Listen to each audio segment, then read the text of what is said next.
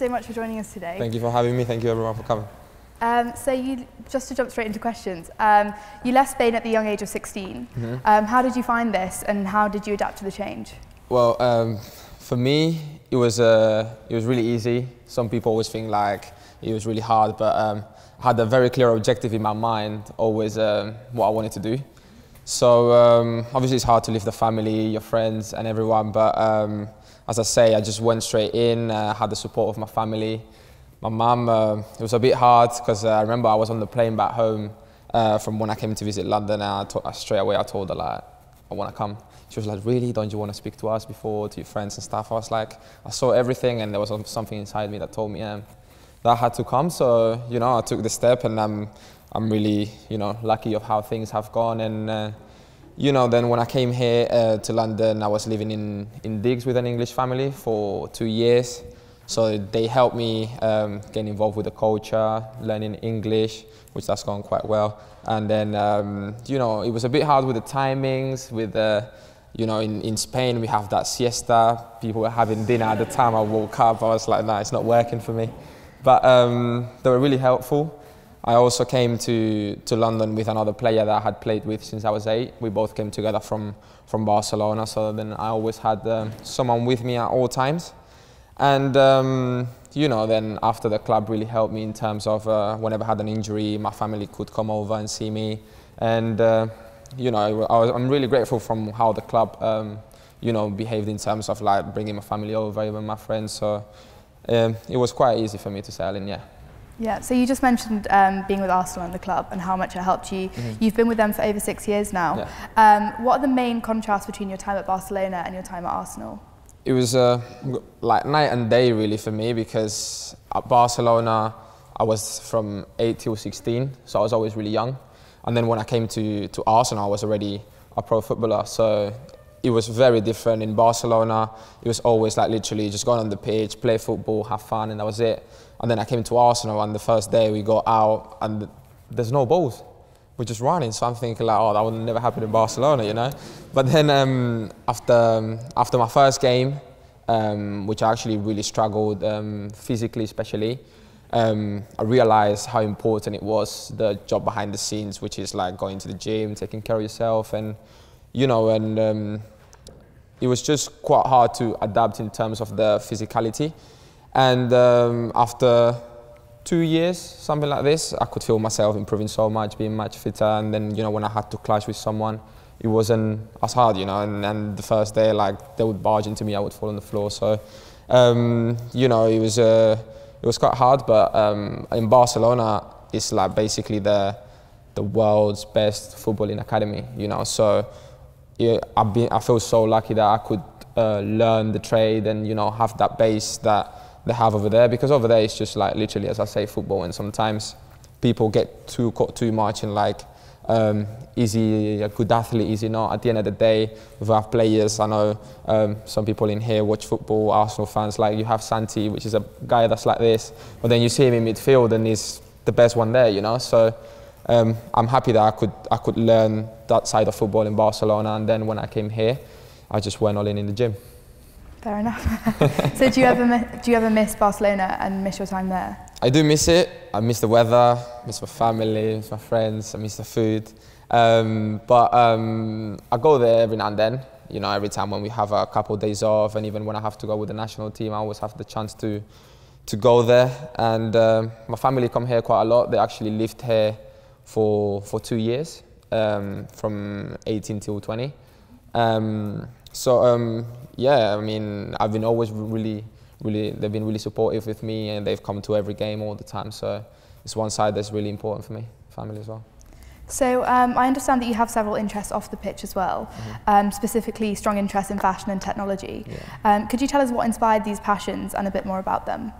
With fashion, my mum and my grandma have made clothes forever from scratch. They used to sell it in markets and stuff like this. So, you know, every time my trousers were a bit long, I would see how my mum just like arted them and all this stuff. So it just comes a bit with the family, and you know, I've seen stuff that my mum used to make when she was young, and you know, I love it, and I feel it just runs a little bit in my blood. And when it comes with the technology, I think it's like our generation, you know, with the technology generation, with the ones that starting like skipping letters when sending texts and stuff like this, you know, so that's us. So that's why I like it, and I've been in a few, I've tried to do a few apps as well. The first one failed. We're in the research phase of the second one. We're just trying to build new things and doing stuff off the pitch that, and you know, we're trying to help everyone as well, you know, so we have so much time off the pitch as well, so that's the time that we have to like spend doing obviously our hobbies, have fun, but you know, deep into new adventures, I would say, and you know, at the moment I'm really enjoying that side as well. Yeah, so is that something you're looking to develop further, maybe develop another app in the future? Yeah, definitely. We, as I say, we're in the research phase of the second one. The first one, we were a bit ahead of the technology, so guys, speed up a little bit. And yeah, it's going really well with the fashion. I'm trying to just do my thing as well, and you know, as I say, going really well in that sense. I studied a couple years ago. I got a diploma in marketing because it's something that, you know, Essen here, he's one of my best friends, and he has we opened a marketing and commercial agency for athletes together. And you know, when I saw what goes on behind the scenes with brands and, you know, everything that goes on, I got really interested. So I signed up and I did a course of 6 months, and, you know, just learning a little bit about it. And right now, after the first year, we have an agency based here with also based in Spain. We have 16 players. We've had 6 brands that work with us, and it's only been 1 year, so it's going really well as well. How have you found balancing that with your football career? It is quite hard at the beginning because so much, you know, especially when you're trying to do new things, you can get a bit caught up in it. But we only really, when we're not traveling, we only train till like 2 p.m. So you have all day long, you know. Some football fans think that when we're at home, we should be training as well, you know, training again and training all day. And I don't know how they think we're going to play them. But it's just, you have so much spare time. And I'm one of those people that I enjoy learning. I always enjoy trying new things like this. For me, this is quite big. This is the first time I've done a talk like this. So, you know, it gets me really excited to do something like this. So some players can get the balance wrong, but I feel like you have so many hours in the day that you always have time to do things that you enjoy. Yeah. So leading on from speaking about tech, you also own a Tesla. What are your thoughts on the electric car industry? I have a Tesla for different reasons. I think, you know, when there's brands and companies that are challenging and like they're visionaries, like they're looking ahead, it's always important to support them, you know, because they're the people that are changing the world. Like I know a lot of people know about Elon Musk, like all his ideas with the SpaceX and stuff like that. It's something that blows your mind. And you know, also the car is quite fun to drive. I don't know if anyone's been in one of them, but it's actually really fast and it's really cool.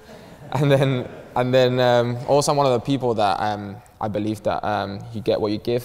So I'm a person that I like to look after the planet, you know. And when you make like little choices, even if it's recycling or driving an electric car or like even not eating animals and stuff like this, I think it's just, if everyone takes that little step, I'm sure it made the world a better place.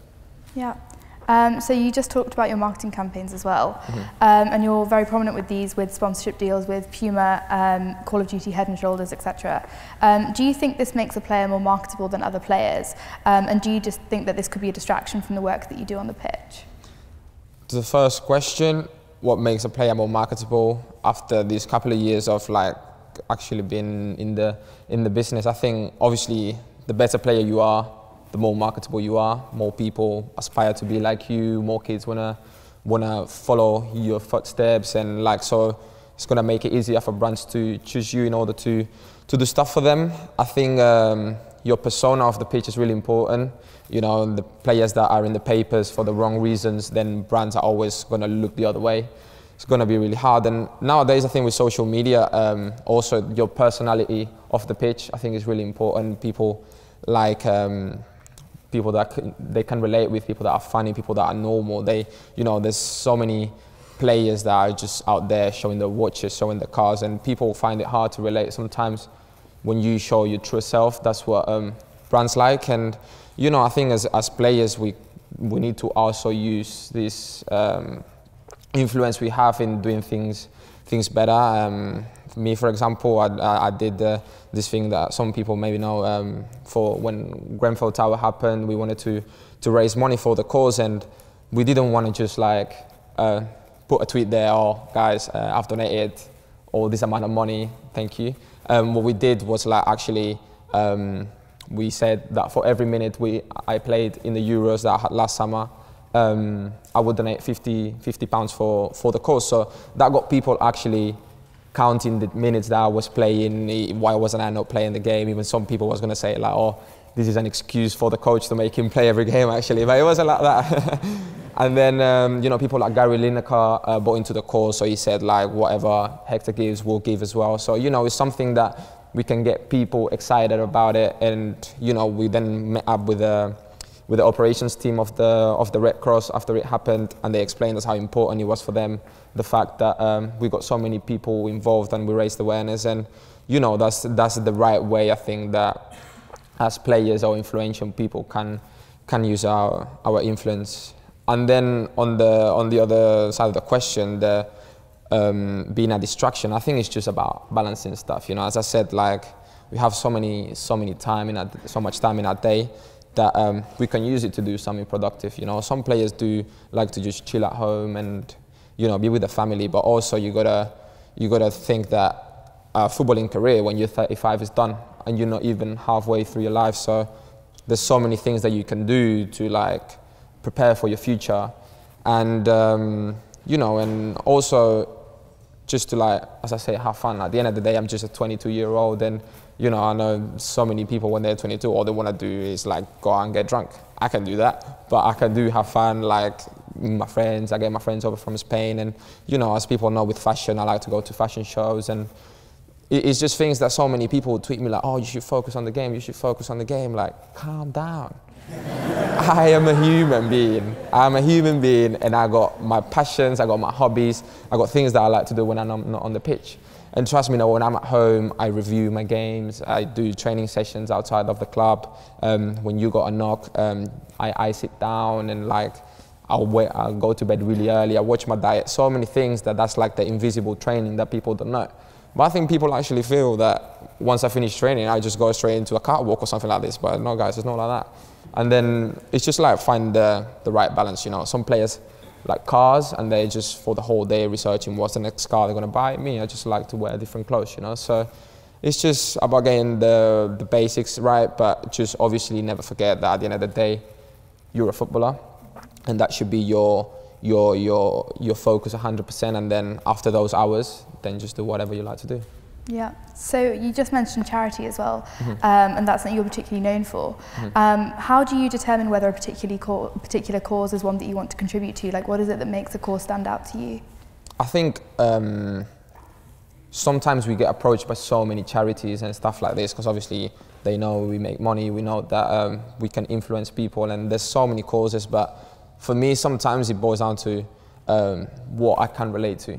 You know, same when I sign a contract with whatever brand, I'm not going to sign a contract with a brand of beer because I don't drink beer.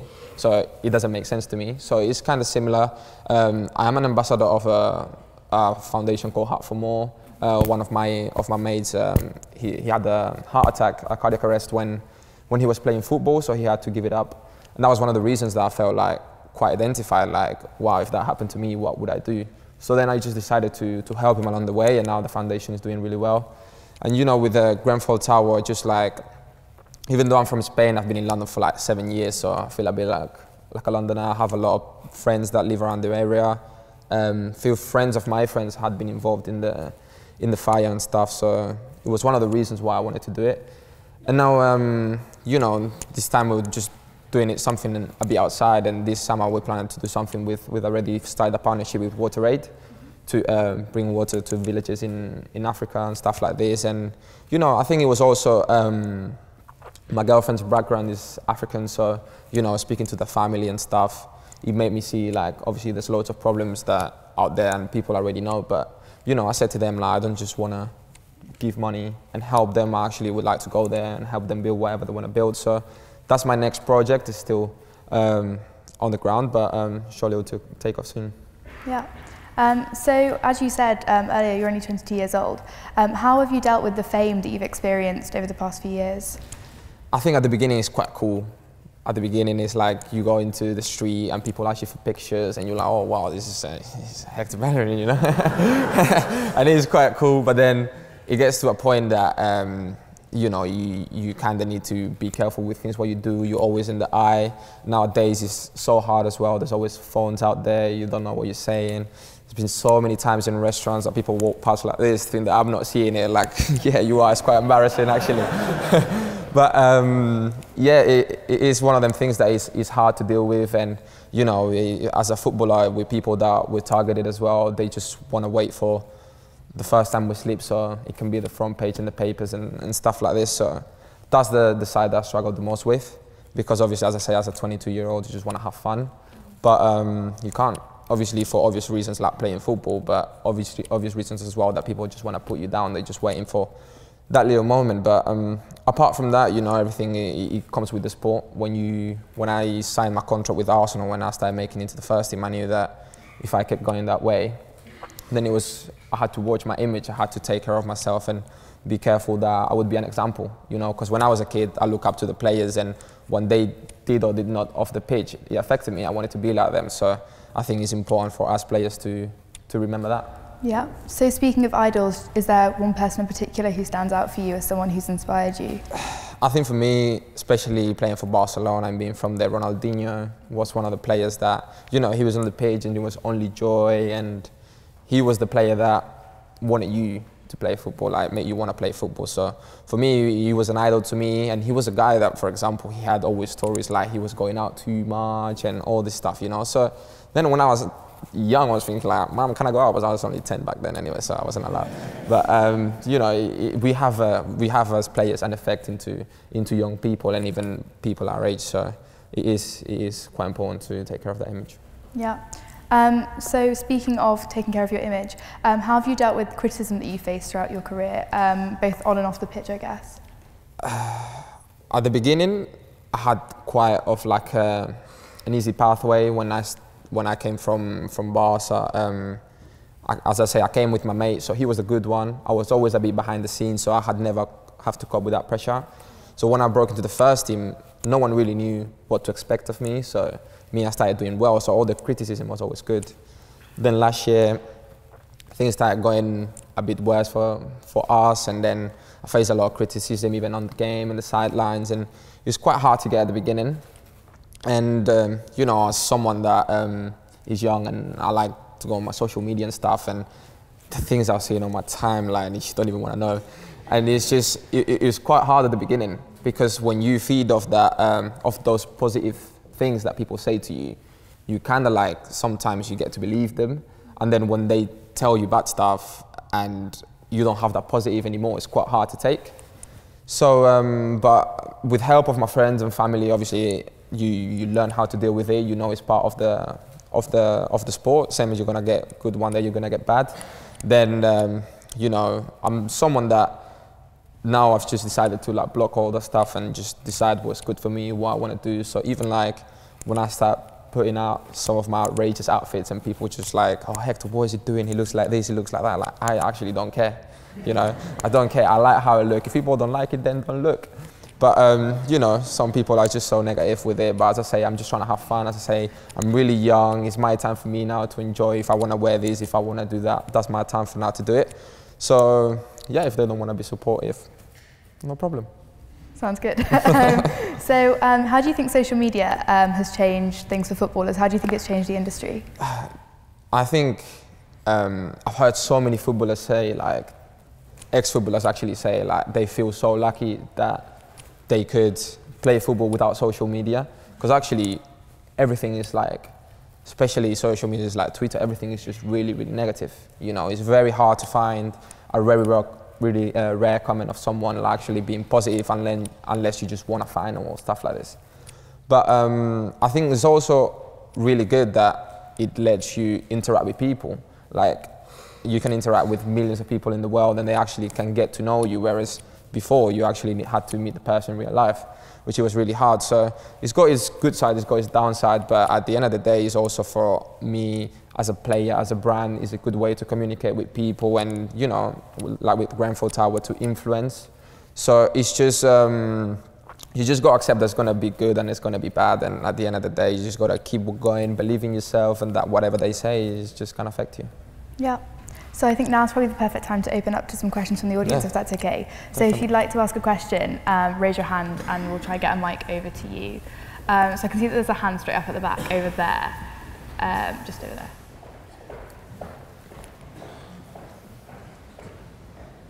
Hi, thanks for coming here to talk. I was just wondering, what are your first impressions of Aubameyang and Mkhitaryan settling into training? So, really happy with them. I'm sure every Arsenal fan is. After the first game, we were, I think it's like 4-0 at half-time. So, Mkhitaryan, he's been training for like a week, so we've seen more of him, and people that know football, they already know he's a great player. Aubameyang the same, he's scored like 100 goals in like a few years at Dortmund. So, everyone's really excited to have them. The players that know each other as well, so that helps. But I'm sure every Arsenal fan in here will be excited to have them both. Shall we go to the hand over there in the maroon jumper? Yeah. I've got to ask about a certain Chilean. So you saw other pundits for the period leading up to when he left talking about how he wasn't committed on the pitch, how he wasn't really playing for the shirt anymore. Did you notice that in training sessions or on the pitch? And if you did, like, because obviously Arsene Wenger would pass it off saying, you know, he's still playing for the team, we'll see what happens in January. But after he did leave, was there a sense of relief? Did you guys feel that as a team we can push on now? Or was it, you know?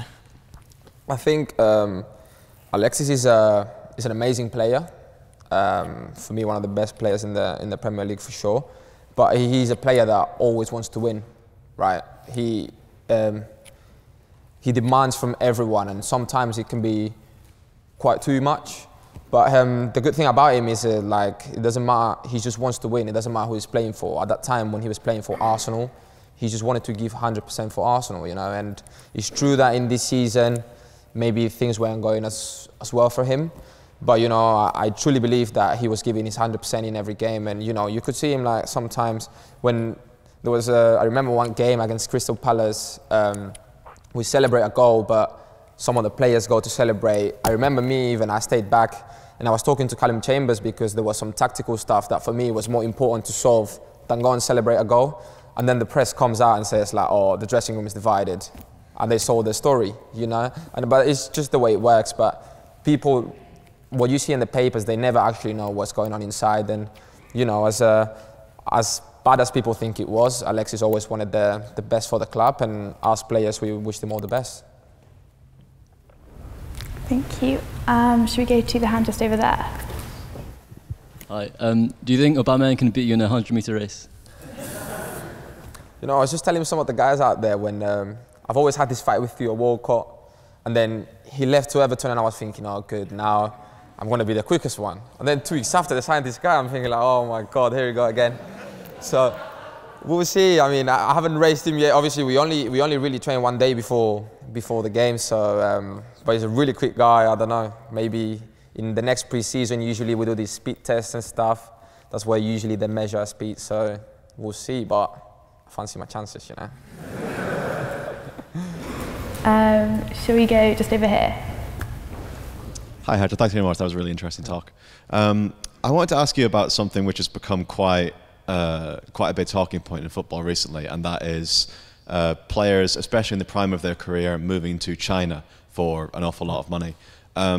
For the average person, it's quite difficult to comprehend, you know, if you are on £150,000 a week, what is the attraction of earning £350,000 a week? Because already that first figure is just so unbelievable and so outrageous. So I was wondering, you know, how you feel about a player like Oscar, for example, in the prime of his career, moving over to China for an unbelievable amount of money when he could be playing at a much higher level. No, I think that's a great question.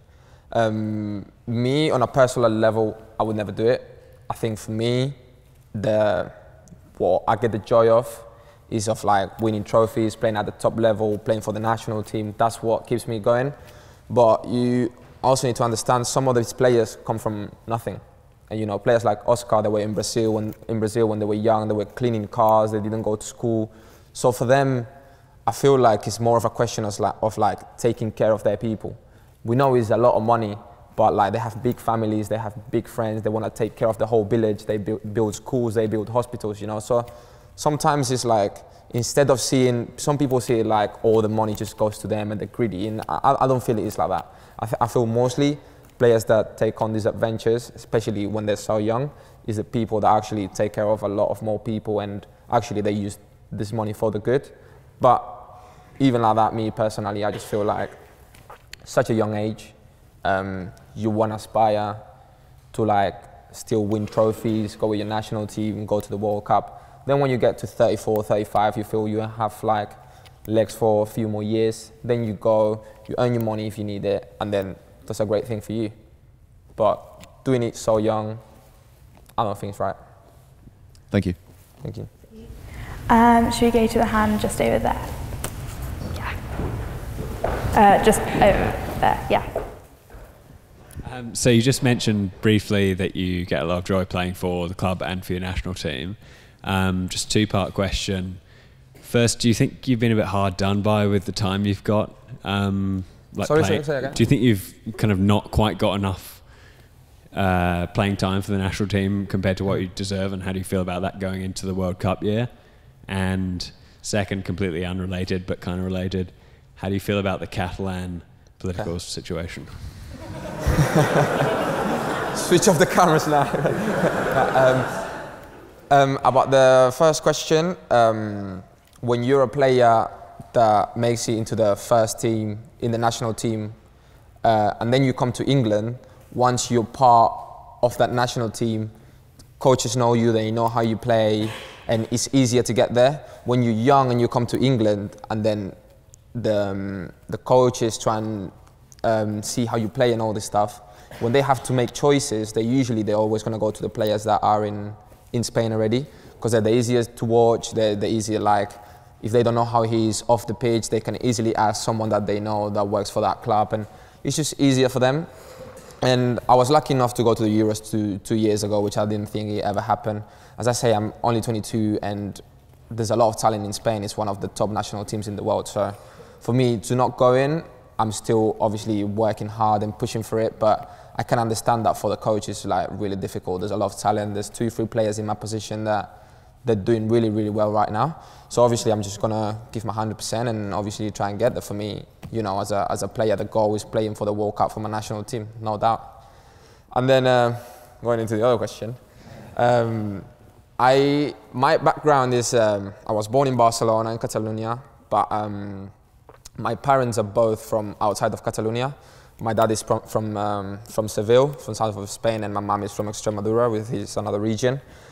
And so I'm a bit caught up in the middle, you know. I speak Spanish, I speak Catalan, I did all my school in Catalan, so I understand people from both sides. I understand people that want to be independent, I understand people that don't want to be. So I just feel a lot of things that were thrown into the media when everything was going on, they were only showing the fights, they were only showing the police kicking people and all this stuff, and that only really went on in a few places. But at the end of the day, I'm a believer that people need to express themselves and they have the right to do it. And if people want to vote, they should just, you know, as I say, express their feelings. If some people don't want to be in the country, then they can say it, they're allowed to say it. Some people saying then the votes were illegal, they weren't meant to happen, then that's something that I can't really get into. But I just feel like people should feel free and be entitled as an opinion and do whatever they feel they can do. Thank you. If we go to the hand at the back over there, yeah. Thanks, Héctor. I thought you spoke very well. I just wanted to ask you about a topic that's come up a lot in our society in general recently, and is kind of creeping into being discussed in sport a bit, which is mental health. There's been like a couple of fairly high-profile cases in football of people who've really suffered quite seriously. It's affected their career, like Stan Collymore and Clark Carlisle. Mm-hmm. Do you think a football dressing room would be a very difficult place for someone to come out and say, for example, I have depression? Great question. I think it would be really hard. I think for some people, like just being a man is just a barrier as well. Like you shouldn't be feeling these things. And then being a footballer for some people is like even more of a barrier. Like when Aaron Lennon came with it, I saw people saying like, how can you be depressed when you're on £100 a week? I feel like that is one of the most pathetic things that that you can hear. Like we have problems, we're humans. Even me, like I've been going through self-doubt. I'm not gonna say I've been depressed, but I know people that have gone through it. And it's really hard, we're just human. We have problems at home, we have problems on the pitch when things don't go well. Just imagine when you're 16 years old, 17, you go into the pitch, you have 60,000 people shouting at you and things don't go your way. Like it is so easy to crumble. And some people actually don't play football because they can't stand up from it. You know, so I think like now I saw people like also like Freddie Flintoff like speak about his problems when he was playing cricket and stuff, and I think it's really important for people to come out, and that's another way we can use all our influence, you know, when people can relate to us and, you know, they can speak about it. And I think, you know, now society is more ready for it, and, you know, I hope like Aaron Lennon did, when people have a problem, actually, you know, come out and say, I have a problem, and I'm sure that's the right way to come out of it. If we go to the hand just over here. Thank you for coming today. Playing around Europe and different countries and things, is racism something you've seen with teammates or yourself? I mean, Brewster from, I see the news article with Brewster from Liverpool, he came out and said there's been a number of incidents, he reported a number of incidents and nothing's really been done about it. But do you think racism is still like really evident still in today's game, or? I think racism, I think in some ways is still alive everywhere, you know, and we can't deny that it's not alive in football. But I think England's one of the countries that are doing the best with it. You know, since I came to Arsenal, we had like inductions, we have talks about it, and I think it is really important to actually just get rid of this stuff, you know. And I know I've played when I remember one time playing in Italy with the under-18s, and then they told us that we couldn't go to this, that Arsenal was playing Inter Milan after a game, and they told us like we couldn't go to the game because we have too many black players and it could be dangerous. So when I heard this, I was like, what kind of world is this, you know? It is still alive, and, you know, working with Brian is actually one of the players in our agency. We know how hard it was for him, you know, and it happened one time, it didn't happen two, it happened so many times. And, you know, I feel in England it's not happening so much anymore, and especially not on the pitch. But, you know, in more Eastern countries it's still happening, and I think this is one of the problems that you can see it all everywhere in society. But as I say, using our influence towards it is something that's really important, and it's something that we just need to get rid of it. Thank you. If we go to the hand just over there,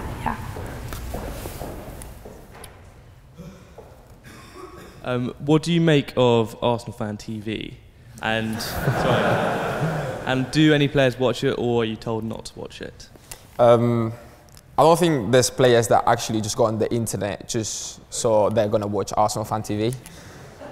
It does sometimes pop up in the timeline, so I mean, I've seen it sometimes, or I have friends that they've been like, oh, have you heard that guy on Arsenal Fan TV? Like, I think it's so wrong for someone that claims to be a fan and their success is fed of a failure. So how can that be a fan? So I think there's just people hustling, trying to make money their way, which, you know, everyone is entitled to do. But for us players, it doesn't affect us. Listen, if people want to have fun with it, let them have fun. But for us, you know, we just, as I said, when you grow, you just realize what's important for you to listen to and what not to take. You know, if a coach comes to me and tells me you've done something bad, you've done something wrong, I'm going to take that advice. If I hear someone from Arsenal Fan TV saying like, oh, this guy needs to do this guy needs to do that, I'm not going to listen to him. But, you know, as I say, they're entitled of their opinion, the way they want to do it, and if people find it funny, then go and watch it. Shall we go to the hand at the back towards the, and the brown jacket? Yeah.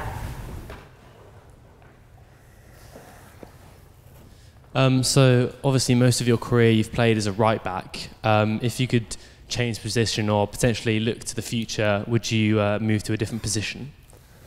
Well, obviously, as a kid, when you grow up playing football, the only thing you want to do was score goals, you know. So when I started my career, started as a winger, pretty high up the pitch.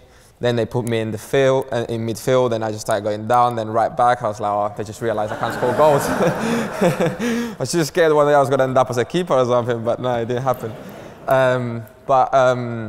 Still, I'm a pretty attacking player. I get high up the pitch regardless if I'm playing in defence. And to be honest, once I learned all the tactical aspects and, you know, I got more experience playing as a right back, is a position that I enjoyed the most. And, you know, whatever position my coach wants me to play, I'm just going to make sure that I make the most of it and try to play as good as I can.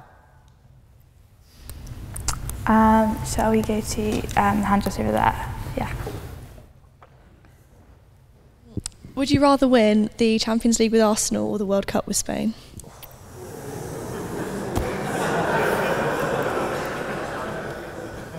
I think playing for your country means a lot more than playing for a club, if that makes sense. It's just you're representing your whole nation, where you're from, where you've grown up, like all your family, all your friends are from there. So I think it just has that bit more of a meaning. But, you know, I'm sure that players that grown up supporting Arsenal and then play for Arsenal and then they have the chance to win a Champions League with them, they would also feel that feeling. I'm a person that I didn't grow up supporting Arsenal as I wasn't born here. So still playing for that shirt, I know how much it means to everyone. I know how big the club is. So, you know, I always give my 100% for it. But when it comes to the country, I just think it just has that little bit more of meaning. Shall we go to hand just over there? Yeah. Okay, thank you for coming tonight. I was wondering, as a defender, who is the player like you find it most difficult to deal with, and also when you participate into the offense, who is the defender in the other team you find it most difficult to deal with? So, as a defender, I got to play against Neymar 2 years ago, and he's just so good. Like, obviously, you see it every week, but he's got this spark that his first 2, 3, 4 meters are so quick. So by the time you try to recover, he's already gone. So, you know, he was the hardest for me. And then as a defender, actually, playing against Kieran Gibbs, I used to play for Arsenal when I played against him. I think it was also that we played with each other for so many years that we knew each other. So it's just so hard for me to go past him, either it was with ball or without the ball. It was just so hard. So these two players for me are just really hard to play against. Okay, thank you very much. Thank you. Shall we go to the hand just over there? Yeah. In the blue jumper. Yeah. Hi. You're playing Tottenham on Saturday. How do you prepare for derby days differently to other games? I think derby days, they just it's just a complete different sport, I would say. You know how it's just built up in the media. Even my Arsenal friends, you're like, yeah, make sure you batter them, yeah. Stuff like this.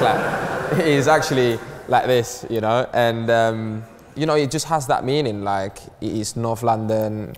Me growing up from Barcelona, when Barcelona used to play against Madrid or against Espanyol, it used to be the same. You know how much it means for fans. And me, this is gonna be my 4th or 5th North London derby. Just you get on the pitch and it's just completely different. You're more nervous, there's more pressure, you know, you have to do the stuff right. So, you know, it's, as I say, completely different, but those are the games you want to play. When you want to play football, those are the feelings you want to have. You want to build up to the game even 2 days before you're already feeling it. That is the kind of games you want to play and the kind of level that you enjoy playing. Just go to the hand back there. Yeah. Hi, Héctor. I just wanted to ask, what was the favourite match you've ever played in? Favourite match I've ever played? It was my first FA Cup final. That's the day, that's the year I made my debut. At the start of that season, I didn't know if I was going to stay at the club or I was going to go on loan. So from a year where loads of uncertainty, so that then building up to like actually playing every single game week in, week out, to get to the FA Cup final and then winning my first professional trophy, you can understand how much it meant to me. And you know, I was being my first years, there was so many players that helped me settle in, and you know, especially the Spanish ones, like they just got me under their wing, and then just, you know, it meant a lot to me, not just for how we won it, but with the people that I won it with, you know, and all my family was there, and it was just, as I say, my first trophy, so it's always going to be the one I'm never going to forget. Thank you. We should go to the hand on the front row just there. There's one particular referee who Arsenal fans hate to see officiate our games. Don't need to say the name, I know. Yeah, but do the players, do you ever feel like disadvantaged when there's a particular referee in charge of the match, and do you agree with the fact that some of us say that they try and steal the show? It is hard because obviously you never know the motive of the referee. I believe that being a referee is a really hard job, you know. Now they're getting a bit more help with the VAR and all this stuff, but it is really hard to be a referee. There's so many decisions that you have to make every minute. So you're gonna get some right, you're gonna get some wrong, you know. And as players, as we've had many bad decisions, and some of them actually quite big, that you might think like, yeah, he's trying to steal the show. After the game, I believe he's trying to steal the show, and I'm angry, and like I just think like, oh, that can happen. But then after, you just, sometimes the decision goes your way. So what are you gonna say in those days? You know, it's just a really hard job. I remember even one time in a course, they put us videos of like the vision that a linesman would have in a game, and they asked us if it was offside or not. Out of 10, I think I got 1 right. So that says it all, you know. It's a really hard job, or maybe I'm just a really bad linesman, but it is a hard job, and as I say, they're humans as well, so if they make mistakes, it's just part of the game. So are you for VAR then? Sorry? So are you for VAR or against it? I support it. I think, you know, at the end of the day, you have to be fair in the game. I know lots of people say like, oh, you're going to lose this talk after the games, like, was it offside, was it not offside? At the end of the day, for us players that we work so hard, if a player is not offside and that denies you a goal, and that goal can lead you to be winner of the league or not, as a player, you'll be really, really angry. And if then the VAR goes against you, then at the end of the day, if that ball went in, you know, it was your mistake in the first place, not the referee's mistake. So I think as a player, even though I have to say, in the games that I've had it, sometimes the waiting time is a bit long. If they can get that to be a bit lower, then I think is a great advance in football. Shall we go? I think we've got time for 1 or 2 more questions, so we should go to the hand just over here in the pink jumper. Yeah. Hello again. Hello again. I was just wondering, do you have a pre-game ritual or meal, and if so, what is it? I don't have a big one. I always put my right boot before my left boot. If one day I forget and I put my left one, I take it off and then I put it then again. That's just something I have in my head. I always pray before a game. You know, I do all these things, but I don't have something that I have to listen to the same song. Like, there's a guy in my team, I'm not gonna say names. One day he was just late, and I saw him. He was after me, and I took a back road, and he didn't. And I said to him, like, if you saw there was traffic, why didn't you just come with me through the back road? He was like, nah, I need to go that way, otherwise we won't win. I was like, well, I don't think it works that way, but well, if that works for you, then cool. But yeah, for me, I just have that little one right before left, that's it. Thank you. So maybe 1 or 2 more then. That hand over there. Yeah, just over there. Hi, Héctor. As I'm sure you know, not many players build such a rapport with the fans that they get their name sung. And as I'm sure you hear, especially by the away fans, you have your name sung to Casey and the Sunshine Band, Give It Up. Yeah. How did it feel when the fans first started singing that, and does it really give you a boost on the pitch? I actually remember the day it happened. I remember it was a couple of years ago, we played the Queen's Park Rangers away. And, you know, I did a couple of things on the wing. I think I set up a goal or something, and then I could just hear a different song that I haven't heard before, so I was like, wait, no way. No way. I got a song, yes. So yeah, I was really excited. I remember that day going on YouTube, trying to look for the title, see what song it was and all this stuff. And, you know, as I say, as a young player, for this to happen and have, you know, all these people singing your name, it is an unbelievable feeling. So, you know, it was one of my highlights for sure. Yeah. You keep playing brilliant, we'll keep singing it. Thank you very much. I think we've got time for one last question then. So no pressure to whoever I pick, but should we go to the hand just over there? Yeah, just there in the back. Yeah. So firstly, thank you so much for all your performances that you play at the Emirates. It's a real pleasure to watch. And secondly, how do you rate Arsenal's chances this season? Are you confident as a team that will make the top 4? Are you confident in the cups that we're still a part of? How is the team sort of morale? I think we're in the final now. That is a game, even though it's against Manchester City, which obviously everyone can agree that right now they're the top team in England. They're just playing great football and the points show. But it's only one game. We're playing in Wembley. Wembley is our home. Yeah. We always do really well over there. So, you know, of course, we fancy our chances over there. In the league, you know, as we've lost points, Liverpool have, Tottenham have, Man United have. So it's just a really difficult league in which, like, doesn't matter if you play in the bottom team, you know it's going to be very difficult. So we just pushing every single game. Now we have new additions, so you know we're sure that they're going to help us. So obviously, if we didn't believe in ourselves, why would we even play? You know, so everyone believes in everyone in the team, in the coaches, in the staff, and we're just trying to, you know, even though we went through a rough patch, we're just trying to make it out of it. And you know, we've got a couple of good results at home.